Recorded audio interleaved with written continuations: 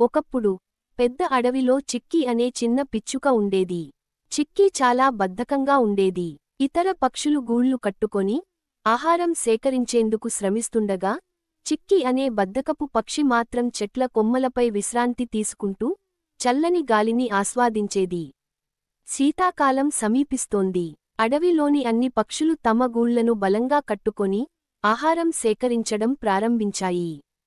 తెలివైన గుడ్లగూబ అందర్నీ హెచ్చరించింది.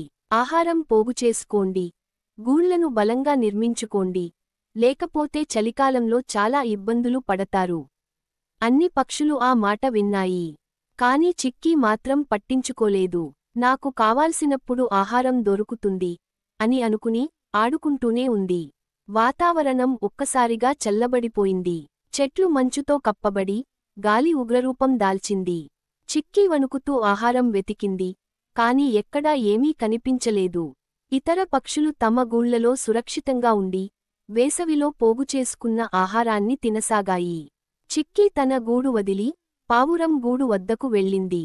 దయగల పావురం కొంత ధాన్యం ఇచ్చింది. ఇలా హెచ్చరించది, ఇది మొత్తం శీతాకాలానికి సరిపోదు. ఇకనైనా కష్టపడి పని చేయడం నేర్చుకో. తర్వాత వుడ్పెక్కర్ తలుపు తట్టింది.